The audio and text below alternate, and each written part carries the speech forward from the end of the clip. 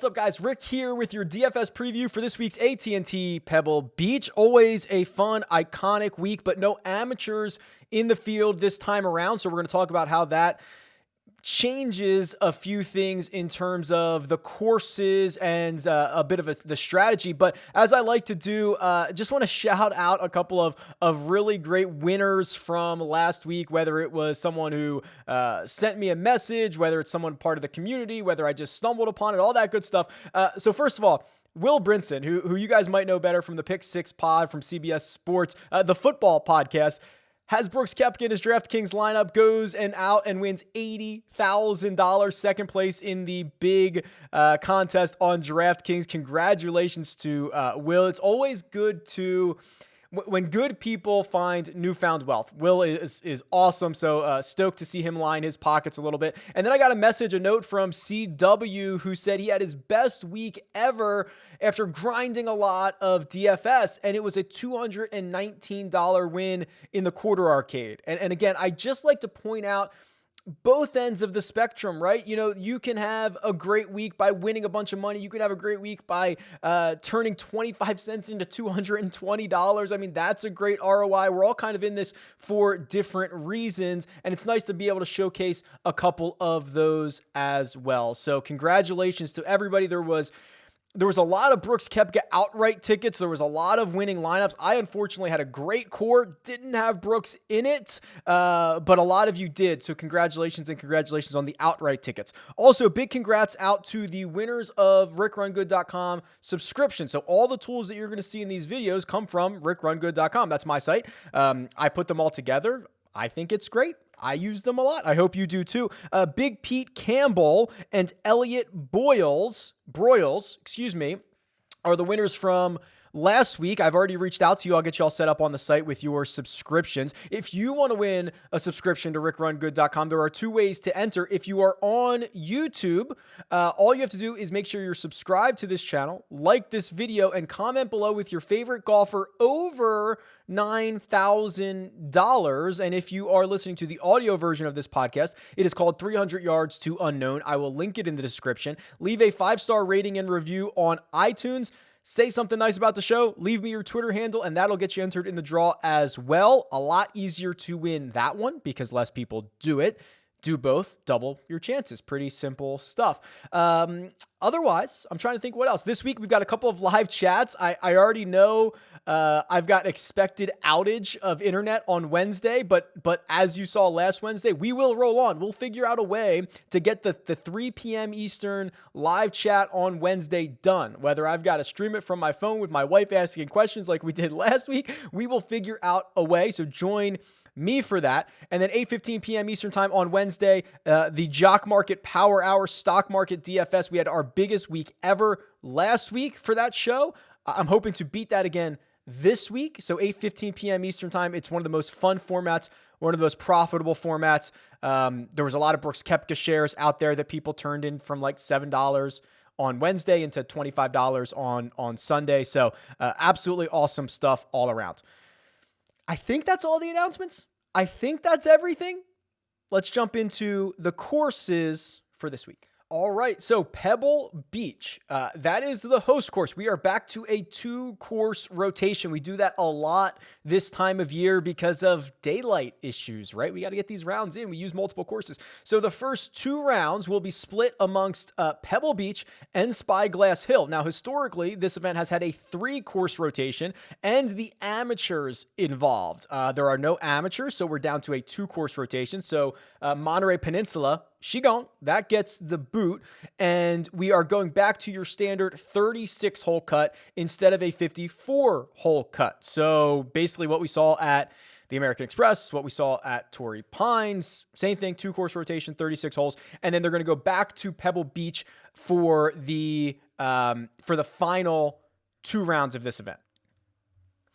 The takeaways for this week, we're back on Poana greens. So that is a very different style of putting and reading greens that we've, we see on the West Coast, right? We had at Torrey Pines. And also I'm actually showing 5,000 square feet on average for green size on this tool. That's wrong. So I will update this. I must not have switched that when I was going through everything this morning. It's actually 3,500 square feet. So I'll update that in just 1 minute. These are some of the absolute smallest greens that we get on the PGA Tour. So it means a couple of things. If you're going to hit your irons well, you're going to be at an advantage, although a lot of guys are going to miss greens. So having a decent short game, the ability to get up and down, is going to be very handy. Okay, so those are the two big things. And if we just look at the model, my favorite thing in the whole world, let's just look at the course stats for this week. Driving distance is the most important stat for Pebble Beach historically, by the model, not by my gut or anything like that. The reason why I think that is because a lot of people are going to be like, but Rick, it's a short course and short hitters have won here. That is correct. They have. But this looks at not just winners, it looks at all performances and all types of golfers. And I think the reason that driving distance has been so important is because there are a lot of natural similar landing areas at Pebble Beach where kind of everybody, no matter how long or short you are, hits it to the same spot off the tee. So then what happens is the longer hitters have shorter clubs into the greens than the shorter hitters have into the greens. So it's almost counterintuitive where the longer hitter, the guys who drive it far, don't really see that benefit as much off the tee, but they see it in a big way on their approach shots. So that is why driving distance, I believe, still ranks as one of the highest, most important stat for this week in the model. You'll see driving accuracy, of course, shorter courses always tend to allow short hitters, guys who tend to be more accurate, to find success here. You see strokes gained putting. These oceanside Poana greens are always difficult. They're always different. There's always something going on with them. So strokes gained putting is important. And then I was actually surprised to see around the green, strokes gained around the green ranks so low. And when I say low, it's actually 19th. So it is still, in terms of strokes gained around the green, it is still more important here at Pebble Beach than it is at most courses on the PGA Tour, which makes sense. I was just expecting it to see it actually higher than this, like something like a top 10 stat, but the model doesn't lie. There's really no opinion in the model.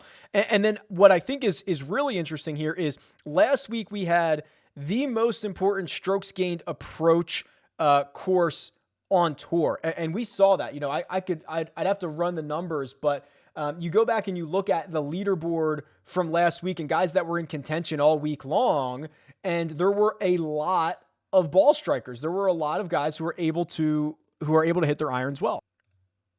Fast forward to this week, and strokes gained approach is a middle of the pack stat for this tour stop, but it is one of the least important stats when you compare it to the others. So it is rare that you get strokes gained approach being more important than, strokes gained around the green being more important than strokes gained approach. It's fairly rare for strokes gained putting to be more important than strokes gained both approach and off the tee. So it is kind of a different beast. It is why we've seen some short hitters have really great success here. I remember Ted Potter Jr. beat Dustin Johnson in a playoff here. That is going to be something you're going to hear a lot about this week. So kind of have to reset your brain from last week and from a lot of places and kind of open it up, because there are guys that I think are much more viable this week than most.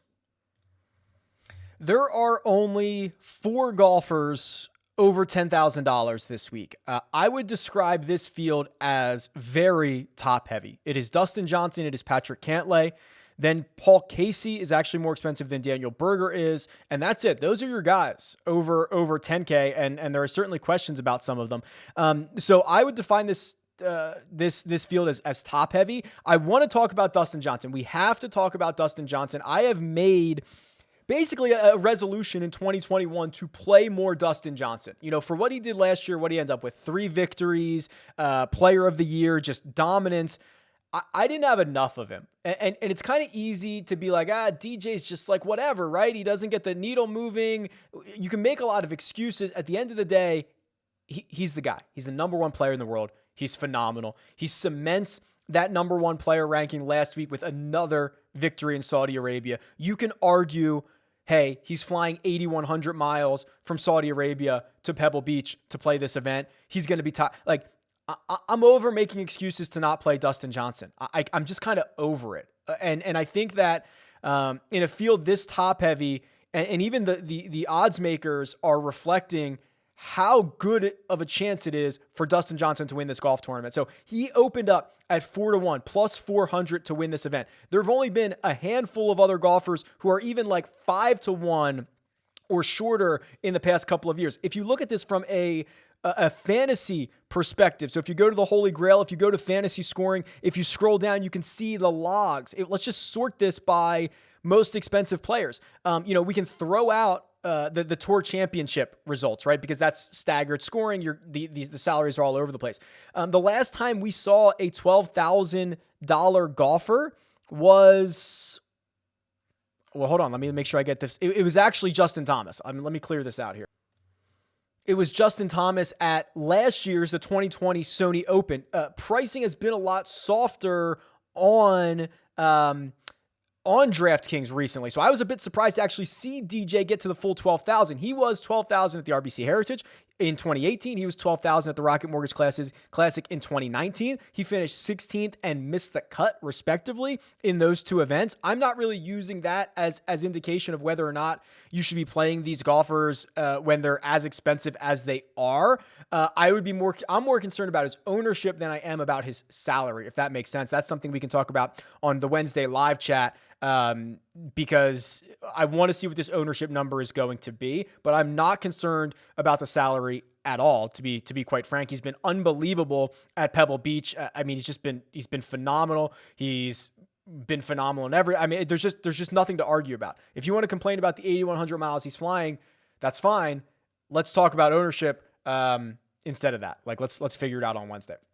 I think there is a bit of intrigue around the other three golfers here. And again, this is going to be dictated, I feel, so much by the ownership, because Cantlay, for all intents and purposes, is in a pretty good spot here. Now, you get a $700 discount. It's not as much. So when you look relative to the odds, and I think so, DJ's 4-1, Cantlay's 10-1. I wish Cantlay was like 10-9. I think that would probably be more indicative, but you can't have such a huge gap in DraftKings scoring like you kind of can in the odds market. So I actually would almost prefer to bet Cantlay than play him in my DFS, in my DraftKings lineup with the current pricing that we have. It's not a knock against his game. It's just I think there's a bit more of an edge in one spot over another. He won the Zozo Championship. He shot the course record on Sunday at the American Express. He finished second there. He had an 11th place finish here last year. He's a great iron player. He's accurate off the tee. I love Cantlay. Casey and Berger are kind of interesting. So Casey, a lot of people might not realize he won on the European Tour 2 weeks ago, not in Saudi Arabia. He won in Abu Dhabi, I believe it was, or Dubai. I can't remember. He won whichever one of those events that Hatton didn't win. And he is, a great ball striker. Let's look. I want to look up his putting numbers on POA actually. So if we can do this together, so strokes gained by round, we'll do Paul Casey, and I'll just get his baseline. So he is a dead neutral putter since the start of 2015. Let's go a little bit more recent. Let's go since basically the start of, let's do 2 years. Let's do 2019, because I want to get enough rounds on these surfaces. So he's losing about a quarter of a stroke putting overall. Let's see what he is on Poana. Oh, he's even worse. He's even worse. It's only 24 rounds, but he's losing about half a stroke. What happens if we let's do 2 more years. So let's do 4 or 5 years total here. So he's been worse recently on Poana. He is longer term, much closer to his baseline, about a quarter of a stroke as a loser. So that's going to be very on brand for Paul Casey. I'll be interested to see what that ownership number is, but I'll be very interested to see what the ownership on Daniel Berger is. a very bad missed cut for a guy who was incredibly popular last week. That in years past, that would have moved the needle a lot more. But Berger had kind of a mini meltdown. I don't want to call it a meltdown. I think he only played his final 9, 2 over par, but really left some strokes out there. Misses the cut on the number. I don't think it was as bad as people want to believe, but he burned everybody last week. And now he's over $10,000. He's played here twice. He's got top 10 finishes in both of them, including a 5th place finish last year. If he checks in at like 11% owned, I'd be pretty interested in Daniel Berger, and we'll see what Dustin Johnson comes in at. But Berger's super interesting to keep an eye on for the rest of the week. The 9K range, led off by Will Zalatoris. Is there anything this guy can't do? I know he didn't have a great Sunday last week at the Waste Management, but he still finds a way to finish 17th. What I think is so jarring are a couple of these metrics. And remember, Will Zalatoris' sample size is a lot smaller than everybody else's, but he is gaining, on average, 26 DraftKings points to the field each week. So what that means is, just like strokes gained, if you take the average number of DraftKings points scored each week, and you see if you've scored more than that, you gain points. If you score less than that, you lose points. Zalatoris is gaining, on average, 26 more points than the field average. It's the best in the field. It's more than DJ, who's at 21. It's more than Patrick Cantlay, who's at 19. Obviously, a much smaller sample size, and Will Zalatoris has played in fields that are like the Bermuda Championship and some of these kind of weaker field events, while DJ really only tees it up at the best of the best. But that's a lot. 26 DraftKings points gained, by far the most in the field. He is essentially by far the best iron player in the field. 1.09 strokes on approach. Oh, this is kind of longer term stuff. We can go look into the Holy Grail and see since let's call it since the restart. So let's do that. So let's get rid of Poana. Let's get rid of Paul Casey. Let's do 6-1. 2020, and let's sort by, make sure we have this field loaded in. We do. Strokes gained approach. Yeah. Zalatoris, 18 rounds, 1.09. DJ's 0.83. And then Norlander and Neesmith and Varner and Molinari, actually guys we can talk about more in depth, kind of rounds out the top there of guys that have at least, call it 18 rounds, because Ryan Blom's in there as well, but only 8 rounds to consider. So, that's really noteworthy for Zalatoris. We're going to continue to keep an eye on him. I like him again this week. Again, I'm trying to get 2 of as many guys above $9,000 as I can. I think it's a really, really top heavy field. We have to talk about Jordan Spieth. We got to spend some energy on Jordan Spieth here. Jordan Spieth does it. He gives us all the warm and fuzzy, scores 115 DraftKings points at last week's Waste Management, which, as I scroll through this, his best fantasy performance since... I'm still scrolling. Well, at least the last 2 years. The guy, he's only cracked 100 DraftKings points on a couple of occasions. Hasn't done it since 2018. Is he back? That's the big question. That's what everybody wants to know. I'm actually cautiously optimistic, very cautiously optimistic. I actually drafted Jordan Spieth in the 6th or 7th round of Pat Mayo's season-long draft. I said this is kind of a really important year for him. The fact that he's able to notch a top 10, even though it was probably disappointing in some aspects, right? When you are the 54-hole co-leader, is a really good sign. And here's what I think is actually an even better sign. And this is the live leaderboard from last week, so you can just kind of go check this out. I mean, this is RickRunGood.com. This is actually a free tool. You can check this one out. Jordan Spieth laps the field in strokes gained approach. Gained 7.8 of them. The next closest guy, Brooks Koepka, gaining 6 on approach. Now, this is the really bad thing. He's losing nearly a shot per round off the tee. That is terribly scary. At Pebble Beach, I wonder how much that's going to hurt him, because you got to kind of be accurate around here. You want to play out of the fairway, although it's not very long, and Jordan is kind of sneaky long. So I wonder if he hits a lot of 3-wood around here. He's had a lot of great success at Pebble Beach, and of course he is a short game maverick. I mean, this is not a pretty stat line by any stretch of the imagination, but the fact that he's awesome in approach, that he's always got kind of this little short game wizardry that can come out at any moment. And he's going to a place where short game is probably going to be important. And he has a lot of great vibes here. I'm actually kind of, I hate to say it, in on Spieth this week. He's 9,700. I have no idea. We've not seen a $9,700 version of Jordan Spieth since, I mean, I can tell you. Let's just find out. 9,700 he is. We have not seen him be $9,700. Well, I guess since the Safeway, the opening event of this year. That was once in the last year and a half. That is where we're at right now. So I don't know what people are going to do, but I'm actually very, very, very cautiously optimistic about Jordan Spieth this week. The bottom of this 9K range, love it.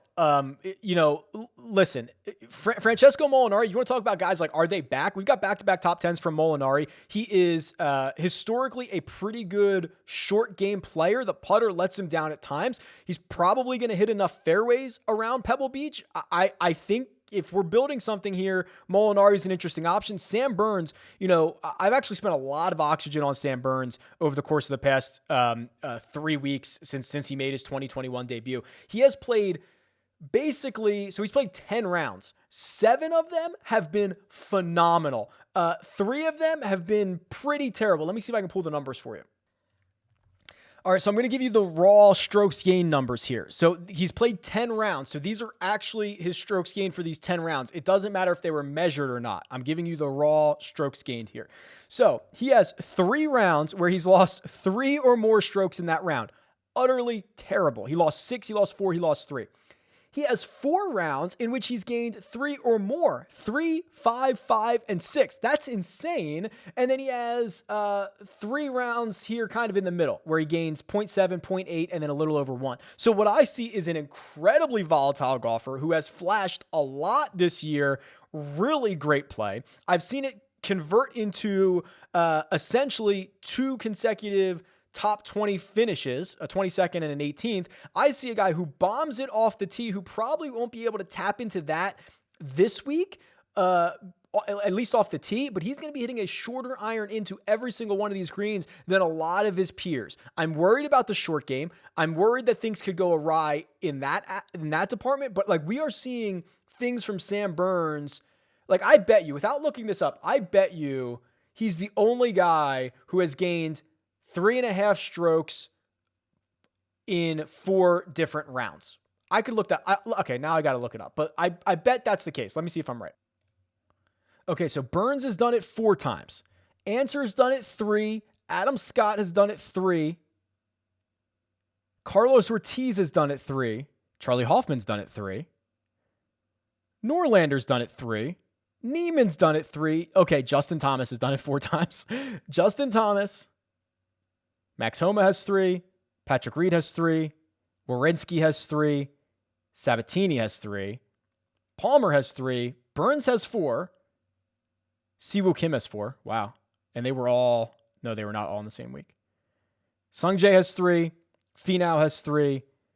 Xander has 5. Oh my God, Xander's so good. So here's the list. Xander 5, JT 4, Siwoo Kim 4, Sam Burns 4. Short list of guys who have that much upside in a single round already this year. So again, I'll just throw it out there. I'm a big believer in his game. You go down to $8,900. You start with Kevin Streelman. I expect him to be popular. Another great ball striker who showed us that again last week. So if you go back and strokes gained approach, Streelman was 7th in strokes gained approach. Now he goes to a place where he has had a ton of success. Look at this. Just the last 5 years alone at Pebble Beach. 2nd, 7th, 6th, 14th, 17th. My goodness. Kevin Streelman, he's going to be popular and for good reason. Max Homa's in there as well. I like that. Phil. I know he found the magic last year to finish 3rd. He won it 2 years ago. A couple of runner-up finishes in the last 5. I've said it many times, kind of a different version of Phil Mickelson. I'm going back to Brendan Steele. $8,400. Now 3 straight top 30s in a row, a 30th, a 21st, and a 4th. He is wearing out. The center of his club faces. Let me pull up his golfer profile here, and we'll just look by tournament. And we'll do Brendan Steele. Just a ball striker like you can't even believe right now. So good off the tee last week at Phoenix. Awesome with his irons at the American Express. Really good off the tee at Sony. I mean, I'm just seeing a lot of green ball striking numbers. The putter is horribly bad. I mean, he lost 5 strokes putting last week. It's probably one of his worst ever. Let's see. Actually not. He's such a bad putter, but like his 8th worst putting tournament ever, losing 5 strokes putting, a little over 5. So these are the types of golfers that I like. You know, put an iron, put a wedge in his hand, hope that he hits it to 12 feet and he rolls in enough of those to not absolutely kill you. The bottom of the 8K, James Hahn, who, if you were paying attention on Sunday, I'll have to tell this story in full at some point. William Hill just hung the wrong number. They just forgot about James Hahn, hung the wrong number on him as he was 2 shots back. I got him at 125-1. I was going to make a killing when he was 3 shots clear with 8 holes to play. I'll save you the bad beat story there. He's 8,000. He's going to have a lot of disappointment. He hasn't had a lot of success here at Pebble Beach. I will probably wait 1 week. I think some guys, after touching the lead like he did and then collapsing, I wonder if that actually has some impact on him, especially at a place that he hasn't had a lot of good success. Matthew Neesmith is here. He was a really big contributor to my lineups last week. He popped off because of his strokes gained approach numbers. And he's still obviously a great iron player.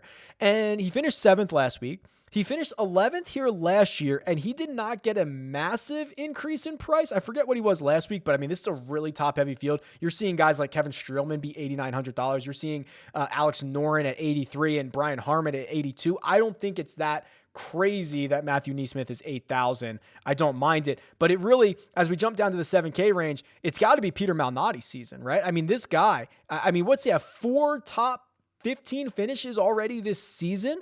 He's got an 11th place finish here last year. He's a great putter. He's going to do it the opposite way as some of these other guys. He's going to rely on that short game. So that's what you're going to expect out of crazy psycho Peter Malnati this week. Now that we're in this, 7,500 and lower range, I'm going to jump over to the Holy Grail and see if we can find some just some value here, just by looking at some of the stats that I'm most interested in this week. And obviously we're going to run a model here at the end, but let's go since the restart. Everybody in this field, I do kind of want to know about the around the green game. I really do think that's going to be important. These greens are just so small, 3,500 square feet on average. Actually, you know what we can do? Actually, watch this. Let's just do the entire date range. Let's do on small greens. Let's do strokes gained total on small greens. How about that? Strokes gained total on small greens. We can actually throw, I'd be really cutting it down if I put Poana in here. All right, let's just do it just for the sake of this. Ches Reavie has gained on average 2 strokes per round in his 26 rounds on small Poana greens, $7,500. JB Holmes has 46 such rounds, $6,600. He's over two strokes per round. Brant Snedeker, I wouldn't go back to him. A lot of this is probably older stuff. Okay, here we go. Nate Lashley. Lashley's played well recently. He's 7,100. He's got 11 rounds on small greens with Poana, and he's gaining 1.89 in those rounds. Let's just go to small greens and let's just, I feel like I'm saying Walgreens. Let's do small greens and go more recent so I can kind of maybe bump out some of those like Snedeker kind of stats here. Zach Sucher, a 14 rounds, 6,100. That leads the way on small greens. I don't know how many of those are recent. I guess I could just click them and find out. The last one was at this event a year ago. Patrick Cantlay, Dustin Johnson. There's that man, Henrik Norlander again. Chase Seifert. Andrew Putnam. I'm trying to look in that like 7K range. So just kind of trying to go through these a little bit. Reavie, of course, pops up again. So Reavie, who actually garnered a $700 bet on PointsBet from somebody last week at 300-1, actually probably looks better for this week than he did last week. And then sub 6K here, or sub 7K. I say that every single week. Sub 7K. It's pretty ugly. Ted Potter Jr.'s here. Obviously a winner 3 years ago. I will probably not let that influence me at all. Davis Riley has a smaller sample size, but is gaining on average 10 DraftKings points to the field when he tees it up. Will Gordon on a terrible run of golf, probably the only guy in this range who has gained more DraftKings points on average per round. Look at how bad the bottom of this is. This is just, these guys are coming in off of miscut after miscut after miscut. Wow. Really ugly. So my idea of, two guys over 9K or like, where am I going to find something at the bottom of this? Bramlett, 18th at Farmers, 18th here last year. Brian Gay, who, historically there's 4 courses a year you'd want to play him at. This is one of them, coming off of 2 missed cuts and a 72nd, but had a 7th and an 8th 2 years and 3 years ago. It's pretty ugly. This is really ugly stuff. Let's see if I can find somebody in the custom model. Let's do a custom model. So again, RickRunGood.com. You can go check this out. You can add any weights that you want. So here's what I know. Distance is important. So let's go 30. Let's go accuracy, though. This is kind of weird. Accuracy also kind of important. Let's do 18 there. Let's do around the green with 20, putting with 15, and then that leaves me with what, 17? Let's do, it's a full par 72, right? So, man, let's do, this is tough. This is tough because I don't want to double up strokes gained off the tee again because I've kind of got driving and accuracy there. I have around the green. I have putting. I could do approach for 17. Let's do 12 on approach and the rest on par 5s. And let's run this and see what happens. Oh boy. Well, Daniel Berger, my number 1 golfer. I'm going to be, am I really going to go back to the well here? So my top 3 golfers, Berger, Cantlay, Johnson, not all that surprising. The order is Harold Varner III is my 4th. That's interesting. He played well last week. Cam Davis, wow. Seamus Power pops up here, $6,500. Nick Watney, $6,200. I'll do some more investigation into those guys. Brendan Steele is in my top 10. That's kind of interesting. Berger, 10,100. I really need to see what this comes across on Wednesday, what his ownership is. The other thing is this. I think last week my highest score, or lowest score, my best scored golfer, I think was like a 10 in this rating system. This week it's 42 is Daniel Berger. So that to me says there's not like a lot, there's not guys that are like so perfect for the metrics that I input. But the best of the metrics that I input is Daniel Berger. Then Patrick Cantlay, then Dustin Johnson. I'd love to get 2 of those guys. Probably not going to happen. Almost certainly not going to happen. Howard Varner III, interesting value option at $7,700. I think he had a top 20 last week, and he was flying up the leaderboard on Saturday, I want to say. So this is pretty interesting. These are guys that I'm going to have to look more into. Also, Seamus Power, Nick Watney. Those might just be small sample sizes, but I'll take a peek. But yeah, otherwise, this is going to be a fun one. Anytime you get a chance to see Pebble Beach in action, world's best players. You don't have to deal with the 6.5-hour rounds with the amateurs out there. It's going to be a ton of fun. So let me know what you think. Tweet me at RickRunGood. Leave a comment below. Best of luck this week, and I'll talk to you guys soon.